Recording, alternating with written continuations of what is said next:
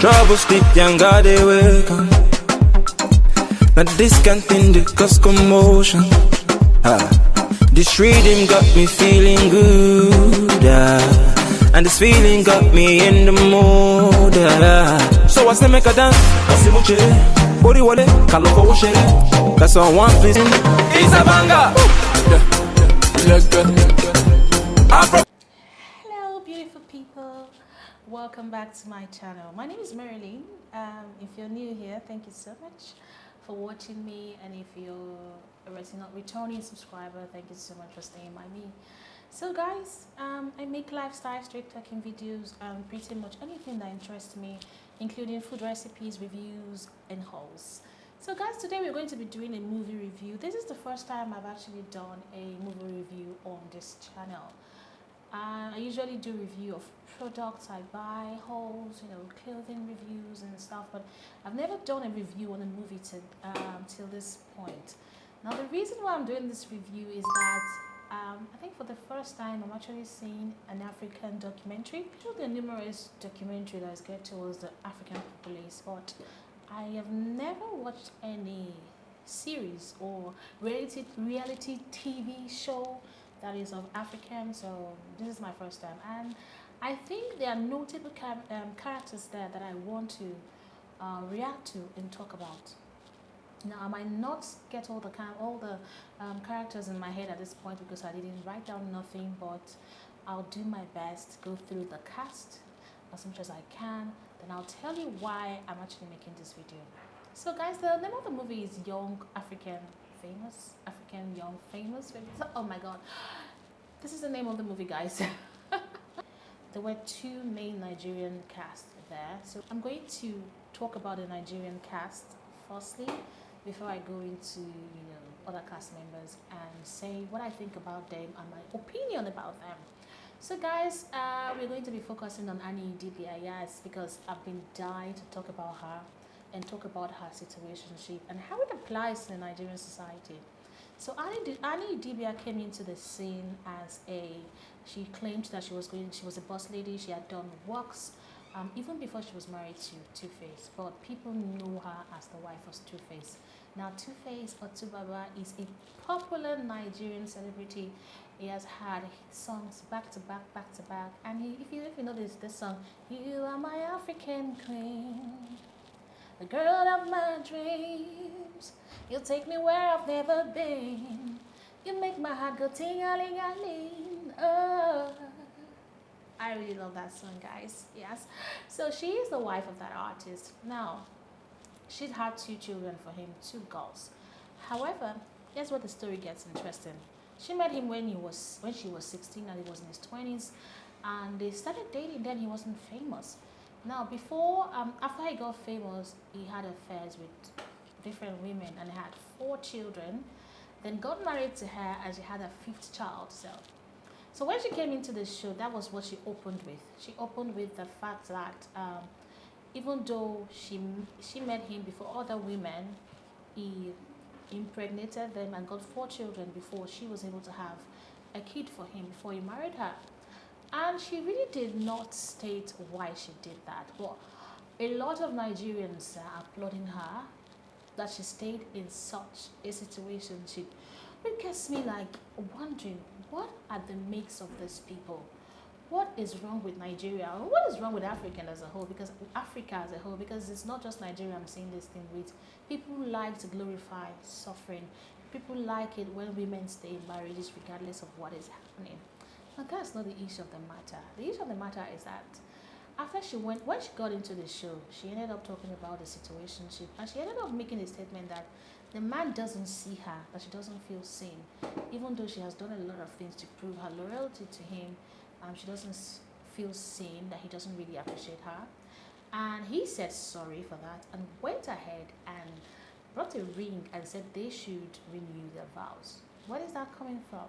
Clearly you can see the sadness in her eyes, like she's been sad, she's been unhappy. You can tell and see the unhappiness, yet he went ahead. The solution to it is, let's renew our vows, and accepted. Now another cast member is Kanye. Kanye was in the beginning of the movie, or in the beginning of the series, someone who was in charge, someone who dabbled in people's lives and people's affairs. She dabbled in the life of most of the cast members. She was the one to go and ask questions. What's happening with you? What's up? You know, that was the beginning of the show. But now there was an altercation between Annie and her at some point in the show, where she kind of said she lives separately with her 15-year-old. Her 15-year-old daughter lived next door to her. And Annie was actually criticizing her that why should she let her daughter live next door and have such independence? You know, and I like what Kanye did really. And Kanye told her that, but you're here in the show, where are your children? They're not here, you know. So Kanye is a South African socialite. I really don't know what any of these people do for a living really, because nobody highlighted what it did for a living, or I just missed it really. So she's a South African socialite. I mean, this woman is plastic. Plastic personified, but beautiful plastic. I actually do like her, except for some certain scenes where she started getting boring and she decided to, you know, pick up fights for her to be heard or to be seen, you know. But Kanye herself, I liked her in the series really. I liked her until she had an altercation with Zari. Now let's talk about Zari. Zari is a baby mama to a Tanzanian artist known as Platinum. I like the guy's song, Platinum Young. Oh my god. There's this song I loved about him, Kigo. I always play that Kigo song, you know. Very nice song. I think it's Platinum. Oh my god, I'll put his name here. My god, I've forgotten about his name just now.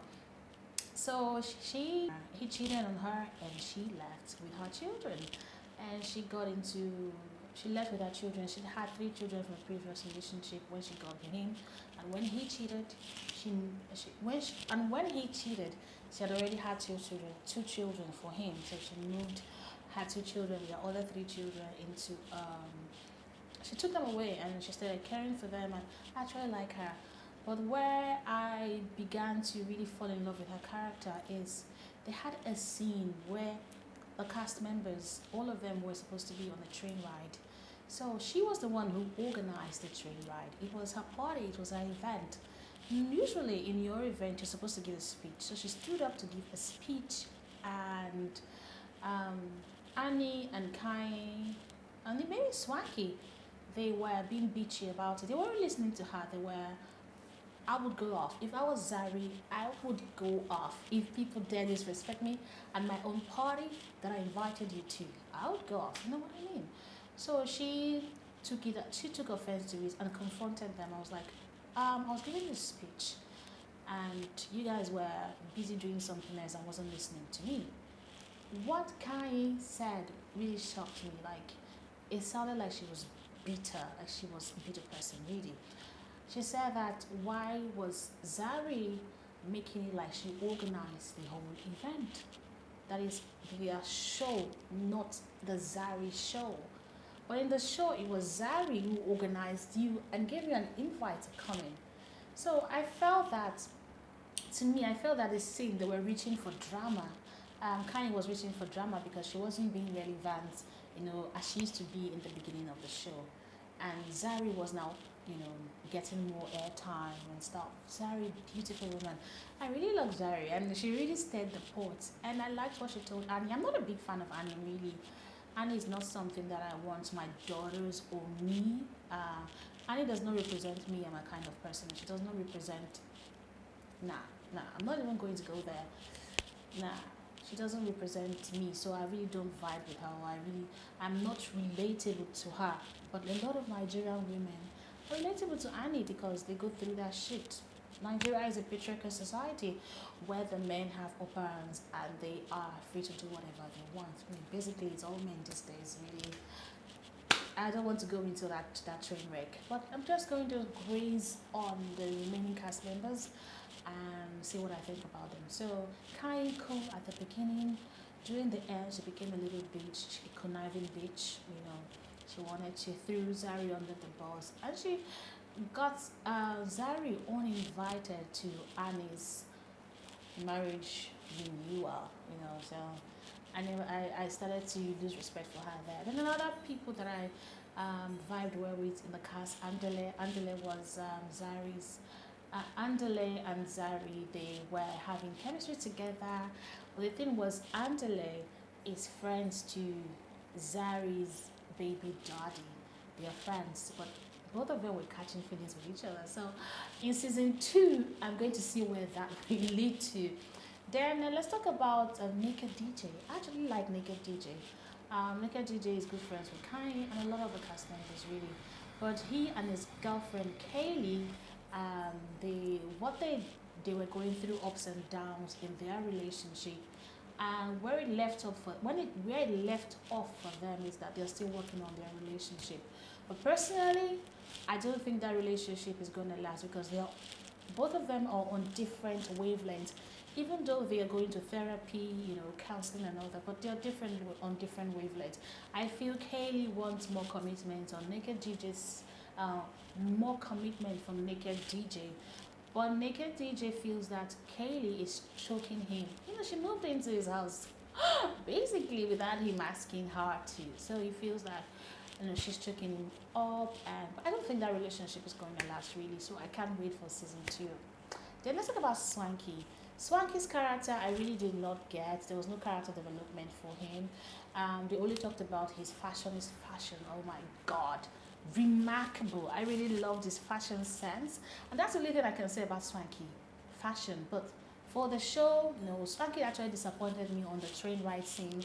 When Zari and Kai had a confrontation, he actually took Kai's side, probably because Annie was with Kai, and Annie is one bitter bitch. That aside. Oh, I didn't talk about why Zari and Annie fell off. Now let me tell you the story.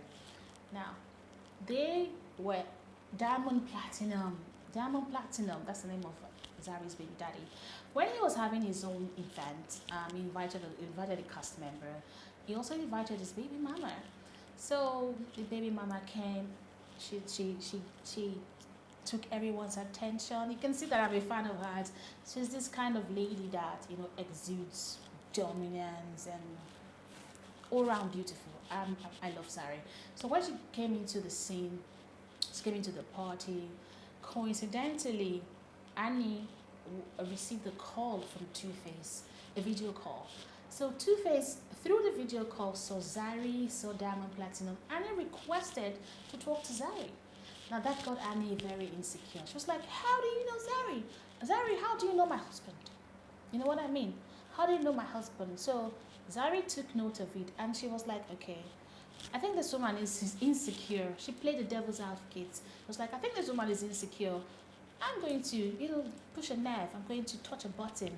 So one time when Two-Face came visiting, she took Two-Face aside and Annie didn't like that. She took Two-Face aside. I was like, do you know your wife is insecure? Yes. And knowing her past that, her husband has been a public or community pin,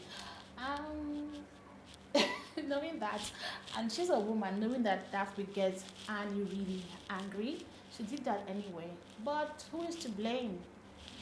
Annie is the one to blame for accepting, Two-Face's treatment. And Zari has her own opinion and she heard it. Do I support Zari for doing that? Not exactly, but I still don't condemn her. Annie was clearly insecure. And she was saying, oh, it's not even his type. He likes dark-skinned girls, slim girls. You're big, you're fair. My husband is not your, such bullshit. I think that's where they started having problems. So she said, why should Zari said she was insecure? She would have, and Zari tried to make peace. I understood Zari. She tried to make peace, but Annie and Dibia, the traditional, typical Nigerian woman, wanted problem, and she refused the apology. And their problem dragged on until Zari got uninvited. Then who are we going to talk about again? The other cast members, they didn't really stand out for me. I've forgotten this girl's name. I'll put her name here. I didn't know what her issue was, so I didn't really vibe with her character. So I'm not going to be talking about her. For real. I'm not going to be talking about her. These are the people I felt that their character were very interesting. But my take on this is that women have some self-respect. Do not lose yourself in the process of serving your man or your family. You matter as well. Do not be like Annie, like do not lose yourself. She was trying to, put up a front, but at the same time, you can see it in your eyes. You can see it in her eyes that she was deeply, deeply unhappy. And that relationship with Two-Face made her so insecure, made her felt inferior, Oh, I do not wish that on my worst enemy, really. I do not wish that on people that I know. Women, you're powerful. Women, you're strong. And I know it might not be easy coming from where we came from, where we are from in Nigeria, where, the man has the upper hand, but do not let yourself be disrespected. That's all I'm going to say. Angela is my crush. I have a crush for Angela, I don't know. I have a crush for Angela, really. Yeah, so guys, that's it for me today. That's my own review and my take on, the series. I'll be seeing you in my next video. Have a great time. Bye. Bye-bye.